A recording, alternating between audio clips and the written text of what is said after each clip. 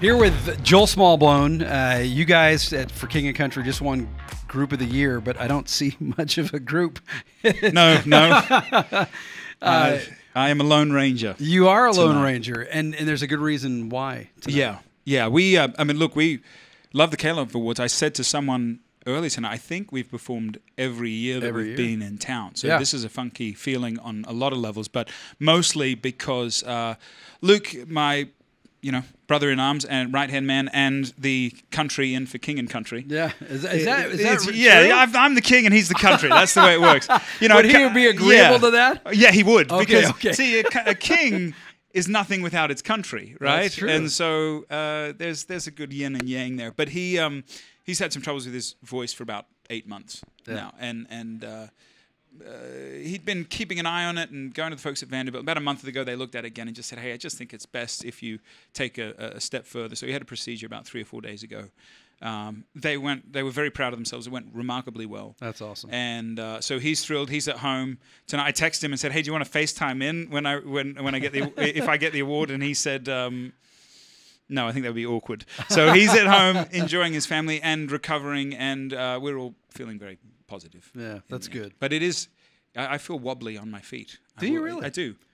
Well, I would imagine it's kind of a unique position to be in when you're so used to having your brother by your side, and you guys in the Smallbone family are so incredibly close. I mean, we got a privilege this weekend to see you all gathered on the stage sharing about your podcast and your lives. Right. It's got to be a little weird not to have him here. Never before seen that night, actually, having Mum and Dad and Rebecca and then Mariah and me, and the kind of eerie absence of Luke as well. Yeah. I'm thankful for family, both biologically and just sort of the body of Christ in these moments, because you just realize that when you're sort of one arm tied behind your back, or you're just a bit injured, that's when people step up. And so my wife's been lovely. She's been there every step of the way, and last night was very special to have her there and Mum and Dad and Rebecca and just share and celebrate the beauty of family and the strength of family. Yeah. Well, and what's cool is you talk about the strength of family, and I think that's one of those things that we've all drawn strength from this year, and we've heard it. We've heard the stories, and there's evidence in the fact that as the Kayla family, as we like to call it, as the family of God, God has used music and used radio to knit us together.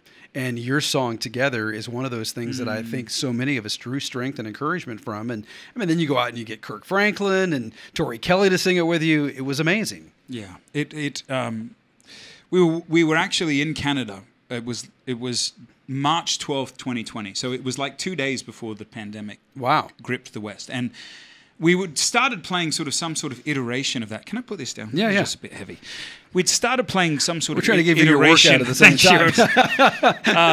time. They're smaller than they used to be. But we started playing some sort of iteration of Together on the road, just for live audience, just to sort of test the song out. And I remember Luke walking off that night when we knew this was that life as we knew it was going to kind of shut down, and we were sort of racing back across the Canadian border. You're singing this song before you ever knew it was about to unfold with the pandemic. Yeah. Wow. And Luke walked off the stage that night and he said, hey, I think that song is for this time. Wow. And then in the middle of quarantine is when Tori, sung on it in her home studio and sent it back and forth, and we all recorded a music video with them in their respective homes, with a backdrop in their kitchens, and sent it all and spliced it together. And it just became, you've got different cultures. You've got, female artists, male artists. You've got different ages, and yet it made this kind of beautiful serendipitous statement about the reality of what the whole world was facing, and the importance of fighting to stay together even when you're physically separated and isolated. For you, how much does this differ from other awards, being that it's voted on by the fans?